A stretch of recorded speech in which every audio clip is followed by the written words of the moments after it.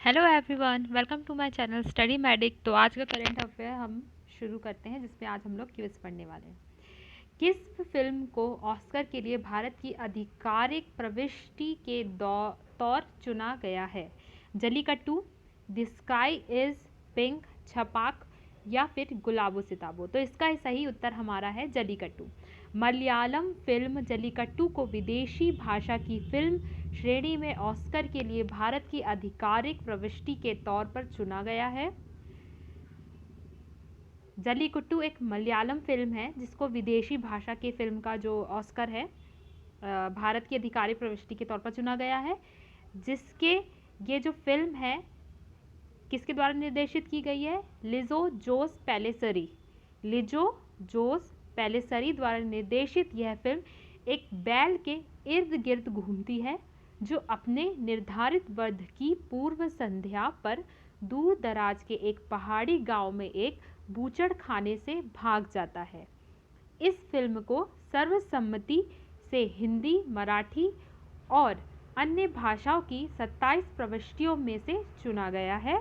Jallikattu film का नाम दक्षिण में लोकप्रिय और विवादास्पद बुल टैमिंग कार्यक्रम से लिया गया है। इसमें अभिनेता एंटनी वर्गीस, चैम्बन विनोद, जोस सैंथी, बालाचंद्रन और साबू मान अब्दुसम्माद जैसे कलाकारों के दमदार अभिनय किया गया है। यानी जलीकट्टू को क्या किया गया है? विदेशी भाषा की लैंग्वेज में इसको की श्रेणी में ऑस्कर के लिए भारत की आधिकारिक प्रविष्टि के तौर पर चुना गया है, जिसके जो डायरेक्टर है या निर्देशक है वो कौन है? लिजो जोस पेलिसरी। इसमें क्या है कि एक बैल की कहानी दी गई है जो शाम के समय किसी पहाड़ी गांव में भाग जाता है और इधर उधर घूमते रहता है ना। तो इस फिल्म को सर्वसम्मति से हिंदी, मराठी और अन्य भाषाओं की 27 प्रविष्टियों में से चुना गया है। आगे देखते हैं हम, किस निजी बैंक का सिंगापुर स्थित DBS बैंक इंडिया लिमिटेड के साथ विलय कर दिया गया है? Dhanlaxmi bank, Kotak Mahindra bank, South Indian bank, Lakshmi Vilas bank? तो इसका सही उत्तर हमारा क्या है? इसका सही उत्तर हमारा है लक्ष्मी विलास बैंक। जो ये बैंक है एक भारतीय निजी क्षेत्र का बैंक है। It's a Indian private region bank, जिसे वर्ष 1926 में करूर, तमिलनाडु में स्थापित किया गया था। 25 नवंबर 2020 को प्रधानमंत्री नरेंद्र मोदी की अध्यक्षता में केंद्रीय मंत्रिमंडल ने भारत में सिंगापुर स्थित DBS बैंक की पूर्ण स्वामित्व वाली एक सहायक कंपनी के साथ लक्ष्मी विलास बैंक लिमिटेड के विलय को मंजूरी दे दी है। किसके साथ? DBS बैंक की पूर्ण स्वामित्व वाली एक सहायक कंपनी के साथ लक्ष्मी बैंक को क्या कर दिया है? विलय कर दिया गया है। फिर रिजर्व बैंक ऑफ इंडिया ने इन दिनों नकदी मुद्रा संकट से जूझ रहे लक्ष्मी विलास बैंक पर पहले कई प्रतिबंध लगाए। इसके बाद RBI ने लक्ष्मी विलास बैंक के DBS बैंक में विलय की घोषणा कर दी है। यह विलय 27 नवंबर 2020 से लागू हो जाएगा। इसके साथ ही लक्ष्मी विलास बैंक का नाम बदलकर DBS बैंक हो जाएगा, जिसके तुरंत बाद रिजर्व बैंक की ओर से लक्ष्मी विलास बैंक पर लगाया गया मॉरिटोरियम भी हटा दिया जाएगा। ठीक है, फिर से देखते हैं कि लक्ष्मी विलास बैंक है एक प्राइवेट बैंक है जो 1926 में करूर, तमिलनाडु में स्थापित किया गया था। ये जो बैंक है ये लक्ष्मी विलास बैंक जो है वो पहले से मुद्रा संकट और नकदी से जूझ रहा था और उसमें कई प्रतिबंध भी लगाए गए थे, इसलिए RBI ने उसको DBS के साथ उसका विलय कर दिया गया और ये कब से लागू होगा? 27 नवंबर 2020 से। आगे चलते हैं, बिहार विधानसभा अध्यक्ष के तौर पर किसे चुना गया है? विजय कुमार सिन्हा, अशोक चौधरी, मुकेश साहनी या अवध बिहारी चौधरी? तो इसका सही उत्तर है हमारा विजय कुमार सिन्हा। बिहार की लखीसराय विधानसभा सीट से विधायक विजय कुमार सिन्हा अब बिहार विधानसभा के स्पीकर बन गए हैं। उन्होंने महागठबंधन के प्रत्याशी अवध बिहारी को 12 वोटों के अंतर से हरा दिया गया है। वरिष्ठ भाजपा नेता विजय कुमार सिन्हा को बिहार विधानसभा का नया स्पीकर चुना गया है। उन्हें ध्वनि मत के माध्यम से चुना गया था। विपक्षी नेताओं के हंगामे के बीच यह वोटिंग प्रक्रिया संपन्न हुई थी और इस वोटिंग प्रक्रिया में कुल 240 विधानसभा सदस्य शामिल हुए थे। बिहार प्रोटेम स्पीकर जीतन राम मांझी ने इस चुनाव परिणाम की घोषणा की। विजय कुमार सिन्हा को कुल 126 वोट मिले, जबकि महागठबंधन के उम्मीदवार अवध बिहारी चौधरी को 114 वोट मिले। विजय कुमार सिन्हा को कितने मिले? 54 वर्ष के, और ये एक कम्मर समाज सेवक भी थे। आगे चलते हैं। किस राज्य ने जबरन धर्मांतरण के खिलाफ एक अध्यादेश पारित किया है? हरियाणा, उत्तर प्रदेश, महाराष्ट्र या बिहार? तो इसका सही उत्तर हमारा क्या है? उत्तर प्रदेश। उत्तर प्रदेश राज्य के कैबिनेट ने 24 नवंबर 2020 को उत्तर प्रदेश गैरकानूनी धर्मांतरण निषेध अध्यादेश पारित किया है, जिसे अब जबरन धर्मांतरण 10 साल तक की जेल की सजा के साथ उत्तर प्रदेश में एक दंडनीय अपराध बन गया है। यह अध्यादेश धर्मांतरण को एक गैर जमानती अपराध बनाता है, जिसके लिए 1 से 10 साल के कारावास और 15,000 रुपये से 50,000 रुपये तक के जुर्माने का प्रावधान है। यह अध्यादेश धर्मांतरण के हुए विवाह को भी निरर्थक और अमान्य घोषित कर देगा, लेकिन अगर कोई व्यक्ति स्वेच्छा से विवाह के लिए अपना धर्म परिवर्तन करना चाहता है तो उसे संबंधित जिला मजिस्ट्रेट को अग्रिम रूप से 2 महीने का नोटिस देना होगा।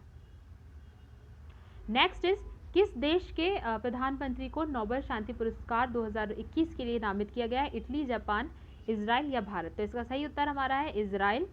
इजराइल के प्रधानमंत्री बेंजामिन नेतन्याहू और अबू धाबी के क्राउन प्रिंस मोहम्मद बिन जायद अल नाहयान को अपने देश के बीच पारस्परिक रणनीति और राजनयिक संबंध की स्थापना में उनके महत्वपूर्ण योगदान के लिए नोबेल शांति पुरस्कार 2021 के लिए नामित किया गया है, यानी नॉमिनेट किया है।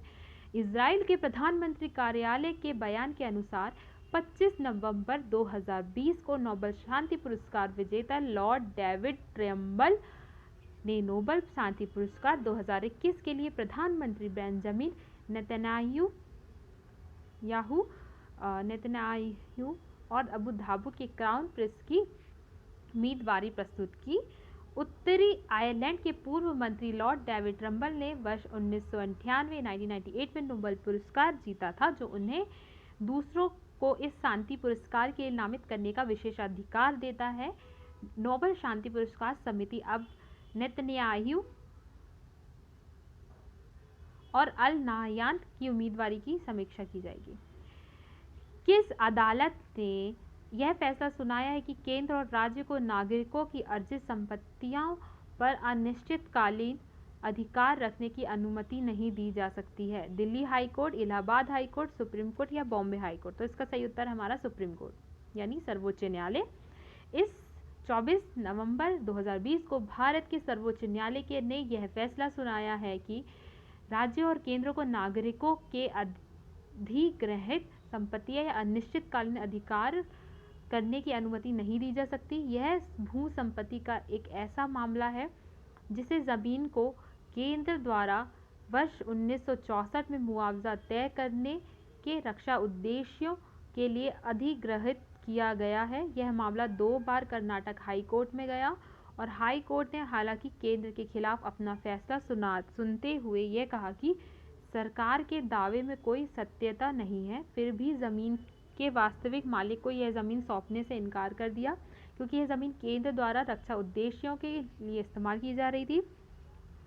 अब सर्वोच्च न्यायालय ने केंद्र को 3 महीने के भीतर बेंगलोर में 2 एकड़ और 8 गुंडा की जमीन उसके वास्तविक मालिक को सौंपने का निर्देश दिया है। आगे चलते हैं। अंतर्राष्ट्रीय क्रिकेट परिषद इंटरनेशनल क्रिकेट काउंसिल के नए स्वतंत्र अध्यक्ष के तौर पर किसे नियुक्त किया है? ग्रेग बार्कले, सौरव गांगुली, महेला जयवर्धन या राहुल द्रविड़? इसका सही उत्तर हमारा ग्रेग बार्कले। न्यूजीलैंड के ग्रेग बार्कले को अंतर्राष्ट्रीय क्रिकेट परिषद आईसीसी के नए स्वतंत्र अध्यक्ष के तौर पर नियुक्त किया गया। बार्कले शशांक मनोहर की जगह लेंगे जिन्होंने वर्ष 2020 में अपना पद छोड़ दिया था। ऑकलैंड के निवासी बार्कले पेशे से एक वकील हैं।